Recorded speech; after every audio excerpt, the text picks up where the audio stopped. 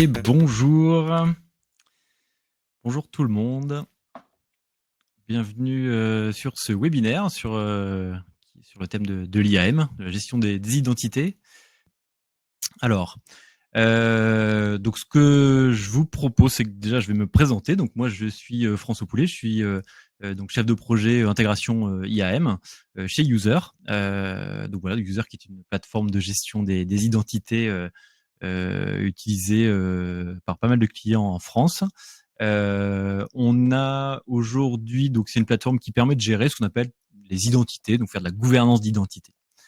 Alors pour vous expliquer un petit peu de la terminologie, on va dire, sur l'IAM, sur tout ce qui est gestion et gouvernance des identités, il y a un point important, c'est qu'il faut distinguer donc tout ce qui est gestion des utilisateurs et gestion des comptes techniques. Ça, c'est une confusion qu'on fait assez régulièrement sur la gestion des identités. C'est voilà, l'idée, c'est d'avoir vraiment de séparer les deux. Donc à la fois d'un côté tout ce qui est information administrative, des personnes physiques, et puis de l'autre côté tout ce qui est les comptes. Voilà. Si je prends un exemple assez simple. C'est que par exemple l'Active Directory, ce n'est pas un référentiel RH, c'est un référentiel technique. C'est là où il y a des créations de comptes. Donc là, on parle plutôt d'identité, de compte. Voilà, nous dans User, on appelle ça les unités. Et en revanche, les informations qui viennent du SIRH, ce sont des utilisateurs. Donc dans User, bon, ceux qui utilisent déjà User le savent, mais en gros, on a cet onglet utilisateur qui est vraiment la liste de référentiels RH. Et puis, vous avez la liste qu'on appelle nous des unités ou des comptes qui vont être répertoriés dans les unités ici, mais aussi importés automatiquement via nos connecteurs pour aller chercher les identités dans différentes applications. Alors jusqu'à présent, enfin jusqu'à il y a quelques années déjà, l'entreprise était assez simple. En fait, on avait à l'intérieur de l'entreprise, on avait uniquement les collaborateurs pour lesquels il fallait créer des comptes. Mais là maintenant, en 2024 et de plus en plus, on a besoin de créer, d'avoir des comptes pour d'autres populations que juste les collaborateurs. Donc on parle souvent d'entreprises étendues parce que souvent, va falloir créer des comptes et donc avoir dans le référentiel RH de User donc les collaborateurs internes, ça c'est sûr, c'est une évidence, mais aussi d'autres populations. Donc ça peut être des bénévoles, des volontaires. Je pense aussi des stagiaires qui sont pas forcément dans le SIRH parce que par exemple c'est des stages courts, mais il faut qu'ils aient quand même créé un compte. Donc il y a d'autres populations qui sont importées, qui sera à importer dans User. Il y a une catégorie relativement importante qui est souvent très très mal gérée. Ce sont tout ce qui est prestataires externes, les sous-traitants ou les freelances ou les cabinets de conseil, les consultants que vous qui interviennent dans l'entreprise. Évidemment, ils ne sont pas dans le SIRH, donc il faut les saisir manuellement, ou en tout cas avoir l'information de leur présence dans le référentiel RH côté user pour pouvoir derrière évidemment leur créer des comptes ou en tout cas gérer correctement leur compte. Alors souvent d'ailleurs, ce qu'on fait, c'est que avec User, on a un connecteur RH qui va aller chercher des informations sur le référentiel RH, donc que ce soit je sais pas du CJ, du CGDIM, etc. Ou de l'import via API de Luca, de Recia, etc. Donc ça c'est différents SIRH. Donc ça vous allez importer votre base d'utilisateurs, enfin de collaborateurs. Et en plus, en fait, vous pouvez cumuler ça avec, alors soit de la saisie manuelle, où vous allez pouvoir ici avec User ajouter un nouvel utilisateur, par exemple, si c'est ponctuel, un nouveau stagiaire, ou alors même vous allez pouvoir éventuellement récupérer une liste de personnes en important un fichier CSV, par exemple, de manière ponctuelle. Une possibilité qui est souvent très utilisée par nos clients, ce sont les formulaires publics. Donc vous avez la possibilité, en fait, avec le module de formulaire ici, de créer des formulaires d'arrivée. Donc ça, c'est typiquement, par exemple, ça c'est adapté pour les prestataires, les consultants. On va dire que dans une entreprise, le manager, il recrute ou il fait appel à un consultant, il a besoin de compte pour lui. À ce moment-là, en fait, il peut utiliser le formulaire que vous lui mettez à disposition pour qu'il déclare un nouveau, alors pas un nouveau collaborateur, mais un nouveau prestataire, un nouveau consultant, ce qui permet en fait d'obtenir les informations dans User. Donc, dans User, vous avez ce consultant qui du coup fait partie des effectifs élargis, on va dire, ce qu'on appelle du board RH. et ce qui permet ensuite d'activer tout ce qui est création de compte. Alors, soit automatisé via les workflows, soit manuellement en fonction de ce que vous avez paramétré avec User. Voilà, donc ça c'est évidemment un des points toujours importants. Alors c'est vrai qu'on le dit souvent, mais le référentiel RH c'est souvent super important d'avoir quelque chose qui soit clean, qui soit vraiment carré. Là où il y a un point qui peut être qui est relativement important, c'est tout ce qui est en fait gestion des différents contrats des utilisateurs, parce que souvent il y a du cumul de contrats ou des contrats qui vont entre guillemets où les gens arrivent, les gens partent, donc il faut bien gérer ça, en tout cas avoir une vraie visibilité sur le référentiel RH. Ensuite, dans le cycle de vie d'utilisateur, en fait, généralement il y a 3 phases. Il y a enfin 3 phases, 3 états, on va dire, trois passages d'états. Donc il y a alors c'est des notions anglaises parce que, alors je suis désolé, c'est pour ceux qui sont très francophones, mais donc il y a ces 2 notions anglaises. Donc il y a le joiner, qui est la personne qui rejoint l'entreprise. Il y a le mover. Le mover, c'est celui qui change de statut, de poste, de service au sein de l'entreprise. Et il y a le leaver, celui qui quitte l'entreprise. Alors pour le joiner, c'est souvent ce qui est le mieux traité, parce que tout le monde est mobilisé pour accueillir la personne, et donc généralement ce qu'on fait, c'est qu'on va créer pour une arrivée donc un package d'arrivée, donc voilà, où on va mettre les applications qu'il souhaite, enfin qu'on souhaite pour lui, avec les configurations, avec donc pour ceux qui sont familiers, voilà, on retrouve tout ce qui est par exemple pour l'Active Directory, le paramétrage des différents champs, statique ou dynamique, si on veut par exemple affecter des groupes de sécurité ou des groupes de distribution en fonction du service auquel appartient l'utilisateur. Donc ce qu'on a là généralement, ces packages-là sont super importants évidemment pour la création des comptes des nouveaux arrivants. Donc c'est vraiment un pilier assez fondamental au moment qui est important pour l'arrivée des collaborateurs. Ce à quoi on complète généralement avec une automatisation. Une fois que vous avez votre package, vous pouvez automatiser avec les workflows. Donc vous allez avoir un workflow d'arrivée notamment, où vous allez pouvoir dire ça se déclenche dès que j'ai un utilisateur qui est déclaré ou qui arrive dans mon SIRH. Je vais pouvoir phaser pour dire je déclenche les actions, j'envoie. Par exemple, ça peut être je préviens le manager, j'affecte un package. Alors le package il peut être dynamique, c'est-à-dire que en fonction du service auquel il appartient, ou bien si c'est un volontaire ou un comment dire une personne du service administratif, vous allez pouvoir comme ça gérer de manière dynamique le package qui est affecté avec ce qu'on appelle nous les formules et puis les tables de correspondance, tables de transco, qui permettent d'affecter le bon package à la bonne personne au moment de l'arrivée.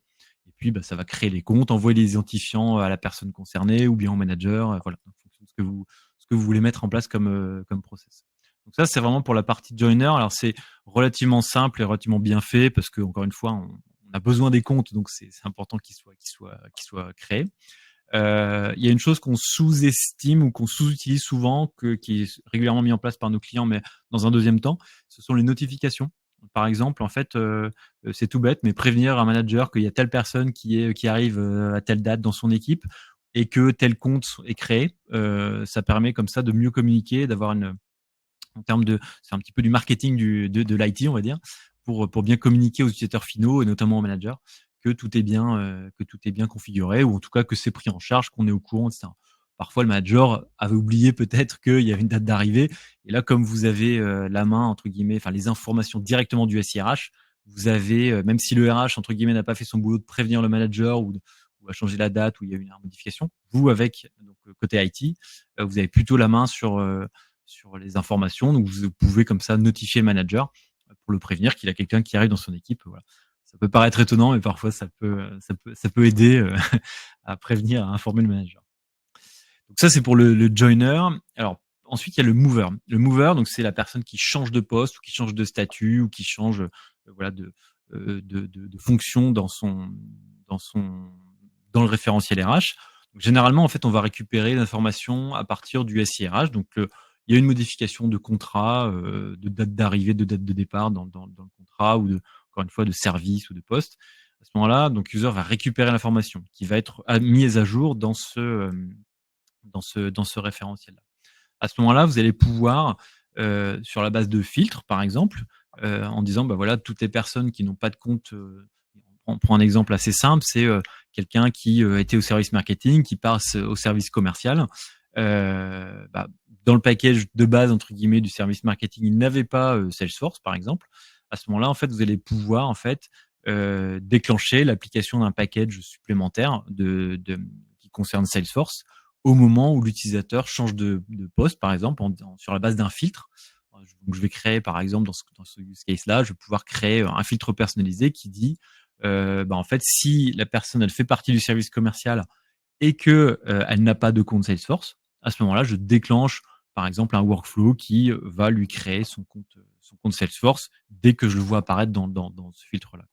C'est vraiment le but du jeu des filtres personnalisés reliés enfin, qui servent de déclencheur à des workflows. Ça, c'est vraiment parfait pour ce use case. Donc ça permet en fait de gérer tout ce qui est les modifications entre guillemets les modifications simples de poste par exemple. Vous avez aussi un autre moyen, ce sont les alignements. Donc par exemple, alors c'est pas quelqu'un qui change de poste, mais c'est par exemple quelqu'un qui change de je sais pas de date de départ ou il y a une erreur sur son nom ou il y a une correction qui est faite, son numéro de téléphone change ou son agence change. À ce moment-là, plutôt que de déclencher un workflow, quelque chose d'un peu trop complexe, peut-être, parfois c'est pas forcément adapté, vous pouvez utiliser ce qu'on appelle les alignements. Vous allez pouvoir en fait dire, bah voilà, telle personne, son compte AD. Alors là, c'est des exemples qui sont pas forcément qui peuvent être pertinents, mais en gros, c'est quelqu'un qui, par exemple, a changé de fonction, il est passé dans l'IT. À ce moment-là, en fait, user dit, ben comme il est maintenant dans l'IT, il faudrait lui rajouter ces groupes-là. Voilà.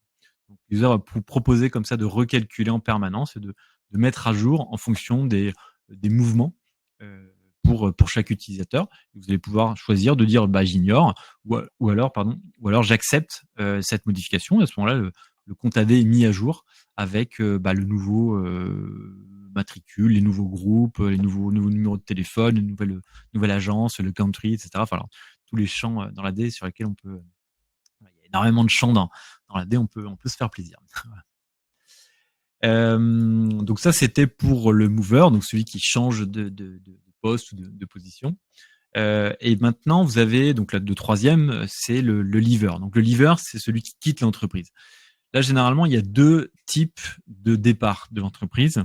Ce qu'on appelle le good leaver et le bad leaver. Alors le bad leaver, c'est celui qui quitte l'entreprise de manière un petit peu violente, donc avec pertes et fracas. Ça veut dire que on est sur une situation d'urgence où les RH disent, bah ok, en fait ils disent pas c'est un bad leaver, mais en gros c'est là il y a une petite urgence, il faut pour des raisons juridiques, légales ou peu importe, suspendre tout de suite ses comptes. Il part demain, donc il n'y a rien de planifié. Ça peut être un peu urgent. Ça peut arriver. Pas une rupture de période d'essai ou quelqu'un qui a fait quelque chose de pas bien du tout.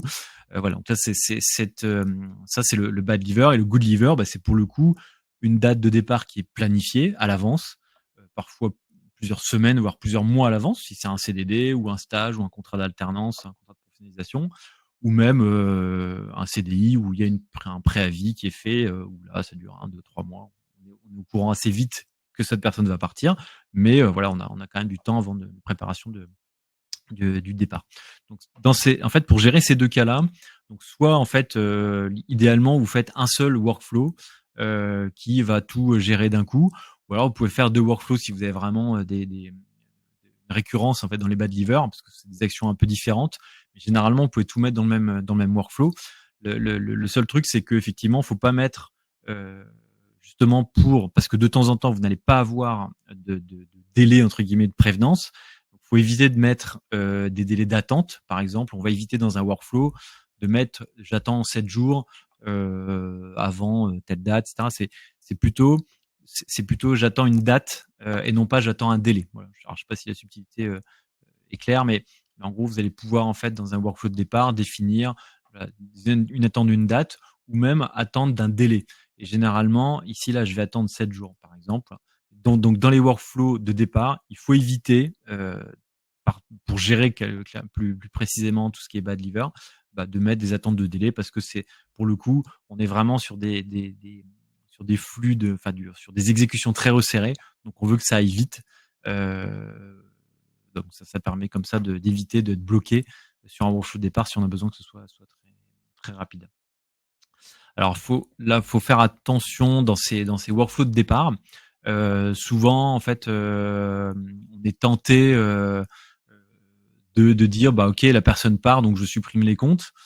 Alors moi, ce que je conseille généralement et ce qui se fait, régulièrement, c'est quand même de faire non pas une suppression, mais une suspension des comptes, alors quand c'est possible, pour les applications pour lesquelles c'est possible, pour que ce soit réversible, en fait. Ça veut dire qu'on imagine que quelqu'un part, ou en tout cas le service RH est au courant que quelqu'un part, donc user va suspendre automatiquement les comptes. Il peut y avoir de temps en temps, 2 cas, qui se passent. C'est-à-dire que soit c'était une fausse date de départ, le service RH en fait n'avait pas mis à jour et donc la personne est toujours là, mais la mise à jour n'avait pas été faite, donc c'est un faux départ. Ou alors et l'autre donc ça veut dire que si on supprime le compte, ben ça on se retrouve un peu bête le lundi matin à devoir le recréer un peu en urgence.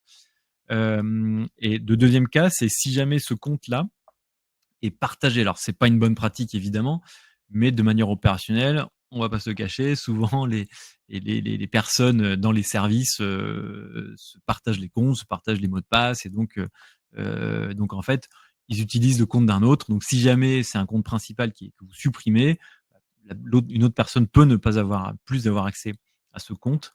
Et là, vous vous retrouvez pareil dans la situation où il faut le recréer en urgence, avec toutes les pertes de droits, de données, etc., qui peuvent éventuellement en résulter. Donc moi, ce que je conseille, c'est vraiment de faire un workflow de départ en 2 phases. Une phase de suspension, où en gros, dès que la personne part, je suspends les comptes, voilà, pour que la personne qui est partie n'ait plus accès, aux différents éléments. Heu, Ce qui permet d'ailleurs d'avoir dans user, en fait, vous allez avoir cette partie, utilisateur en erreur qui indique le nombre d'utilisateurs qui sont partis, mais qui ont encore des comptes actifs. Voilà, donc l'idée, c'est vraiment de ne pas en avoir. Donc, avec le workflow de suspension, comme ça, bah, dès le je sais pas, le vendredi soir à 18h, la personne part, ses comptes sont suspendus, immédiatement.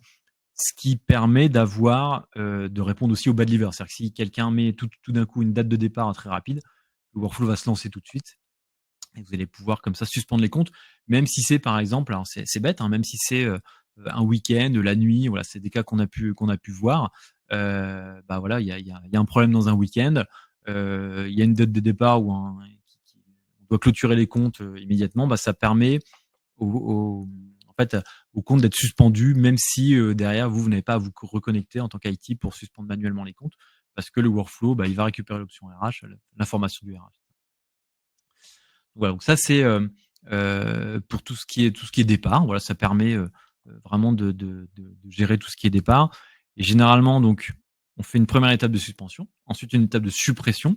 Dans l'étape de suppression, vous avez par exemple des petites subtilités sur les comptes 365 notamment, qui est la conversion en boîte mail partagée, qui est possible avec User. Donc par exemple, au lieu de supprimer le compte un peu brutalement, bah, je vais convertir le boîte mail en boîte mail partagée pour ensuite pouvoir désactiver ou supprimer le compte qui se connectait initialement à cette boîte. Cette boîte, elle est devenue une boîte mail partagée, donc elle ne compte plus dans les licences facturables. Vous récupérez une licence et vous gardez la boîte mail archivée entre guillemets, donc potentiellement accessible si jamais vous avez besoin de récupérer le mail que vous voudriez justement garder les infos.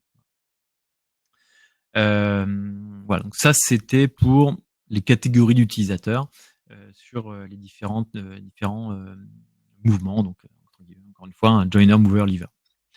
Ensuite, vous allez gérer avec user et notamment sur la gestion de l'IAM. Il y a une partie hyper importante, ce sont les comptes orphelins.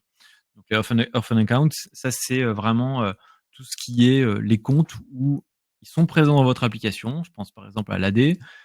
Vous avez un AD qui est vieux de 20 ans, qui a été upgradé dans tous les sens pour être au goût du jour, mais en fait les comptes ils sont toujours là. Il y a des comptes historiques, plein de comptes, parfois plusieurs milliers, et en fait c'est très dur de savoir à qui ils appartiennent. Donc en gros, alors la majorité des cas, vous le savez, hein, il suffit de récupérer, vous avez le nom, le prénom, vous savez exactement à qui il est. User permet d'ailleurs de calculer, enfin d'avoir cette espèce ce qu'on appelle nous la réconciliation, donc ce qu'on appelle les associations suggérées. Donc en gros, il va sur la base du nom prénom, hein, par défaut, dire bah voilà, tel compte appartient à tel utilisateur, qui va vous proposer la suggestion d'association, et pour pouvoir justement avoir cette savoir que tel compte appartient à tel utilisateur. Après, de temps en temps, ça suffit pas. C'est-à-dire que vous allez avoir plein de comptes qui sont ce qu'on appelle nous les unités orphelines. Donc ça, c'est un peu embêtant évidemment parce que c'est des comptes qui sont actifs, mais vous savez pas à qui ils appartiennent. Donc ça, c'est potentiellement très dangereux. En tout cas, c'est dangereux de pas avoir l'info. Donc généralement, avec User, il suffit de cliquer là-dessus. J'ai la liste de mes comptes qui sont orphelins, hein, qui sont rattachés à personne. Et alors, à ce moment-là, donc soit vous avez la possibilité de de les affecter à la main. Là, faut enquêter. Il faut dire, ok, cette personne-là est toujours là. Il faut éventuellement aller l'associer à un utilisateur. Et là, vous allez rechercher l'utilisateur auquel il appartient. Alors, user a pas trouvé d'association, peut-être parce que, je sais pas moi, il y a un problème dans l'orthographe, que c'est un nom composé, parce que c'est un nom compliqué, il y a un nom de jeune fille, et cetera. Donc, il y a un petit peu d'investigation à faire. Et parfois aussi, vous pouvez rajouter, on a vu chez pas mal de clients sur lesquels il y a des grosses volumétries, où le nom et le prénom sont orthographiés un petit peu n'importe comment. En tout cas, il y a des grosses différences entre le SIRH et ce qui avait été créé initialement dans l'AD. Par exemple, tout est en majuscule dans l'AD, sans accent, sans rien du tout, sans tiret, tout attaché. Voilà, ça peut être le cas. En tout cas, vous avez du coup user va avoir du mal à retrouver une association, mais vous avez la possibilité de rajouter des critères de calcul d'association. Donc, par exemple, par défaut, vous avez une association sur le prénom et le nom. Vous pouvez rajouter des critères d'association où vous allez pouvoir dire que j'ai le matricule qui a peut-être été saisi à l'initialisation du compte AD dans Employee ID, par exemple.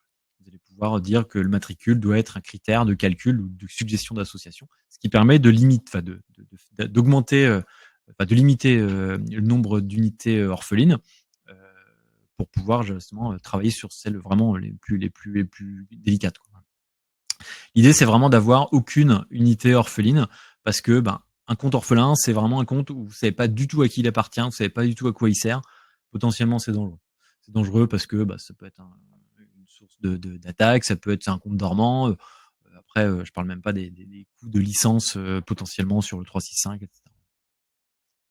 Donc ça, c'est vraiment important de marquer ces comptes orphelins, en tout cas de les taguer. Vous avez la possibilité aussi de dire, tel compte orphelin, ok, c'est un compte système, donc je le tag, je le coche, et puis je dis, il est non associable. En fait, je l'exclus, donc je l'exclus, je le mets de côté pour pas qu'il remonte dans les alertes. Ça, c'est tout à fait possible. Ensuite, en IAM, vous avez aussi ce qu'on appelle les zombie accounts. Alors, les zombie accounts, c'est les comptes zombies, hein, c'est-à-dire les comptes des utilisateurs partis, mais les comptes sont encore actifs, ou certains comptes sont encore actifs. Alors souvent, on pense à l'AD, on pense à clôturer l'AD quand l'utilisateur part, on pense à clôturer sa boîte mail, etc. Mais dans les applications un petit peu long tail, c'est-à-dire que vraiment les applications pas forcément utilisées par tout le monde, on se retrouve avec des comptes qui sont pas du tout clôturés, donc qui sont toujours ouverts et qui coûtent toujours de l'argent au bout de 6 mois, 1 an, 2 ans, 3 ans. Et on se rend compte tard, en tout cas à un moment peut-être, que il aurait fallu clôturer ces comptes. Alors ça, justement, avec User, vous avez la possibilité assez simple, quand vous branchez un connecteur, il va vous remonter tous les comptes de ce connecteur en permanence, les rattacher aux bons utilisateurs, et dès qu'il y a un utilisateur qui est marqué comme parti, alors que le compte est encore actif, User va vous mettre une alerte. Même si vous avez mis un workflow de suspension automatique, peut-être que, par exemple, le service marketing, ok, le compte a été suspendu au moment du départ de l'utilisateur, mais un mois après, le service marketing a réactivé le compte pour pouvoir accéder au dossier de l'utilisateur qui est parti en question. Donc le compte est réouvert, mais le service marketing ne veut pas forcément suspendre le compte une fois qu'il aura récupéré tout. Donc voilà, vous avez comme ça une alerte en permanence sur ces zombie accounts qui sont évidemment très dangereux parce que vous savez que la personne est partie et que potentiellement cette personne a encore accès avec ce compte ouvert aux différents outils qui sont derrière. Vous payez peut-être toujours la licence. Voilà. Ce qu'on dit souvent, c'est qu'en fait, au moment de l'arrivée d'un utilisateur, tout le monde va se mobiliser pour créer les comptes parce que l'utilisateur a besoin de travailler, donc beaucoup a besoin d'utiliser ses comptes.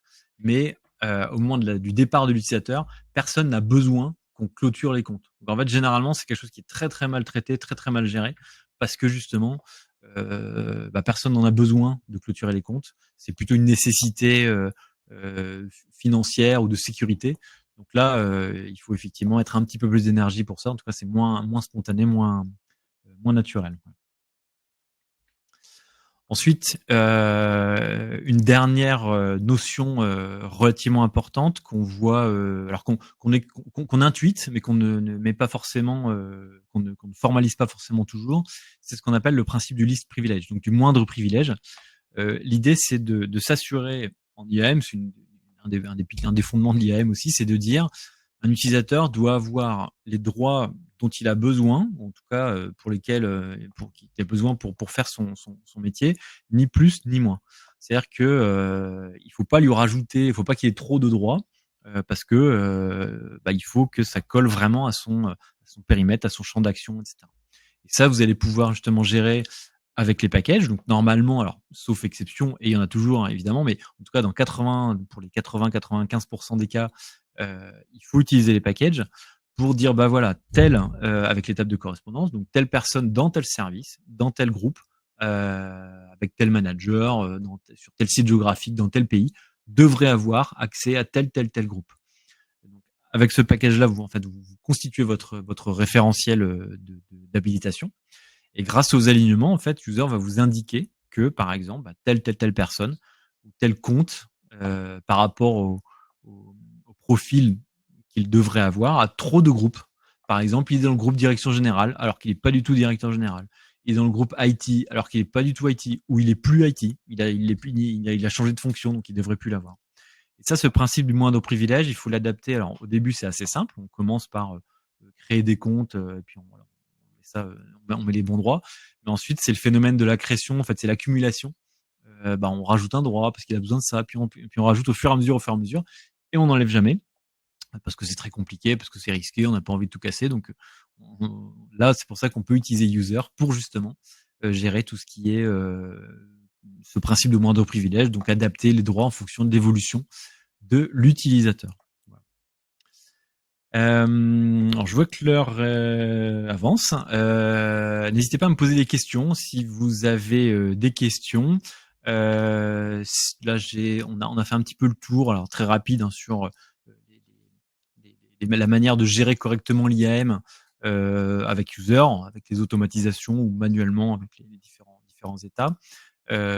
Si vous avez des questions, je serais ravi d'y répondre. Vous pouvez aussi nous solliciter directement pour qu'on puisse vous contacter et puis répondre si vous avez des questions au support si vous êtes client user ou même directement au service commercial si vous avez des questions sur notre produit. Voilà. Bonne journée, merci de m'avoir écouté et puis n'hésitez pas à nous contacter et à bientôt et bonne journée. Au revoir.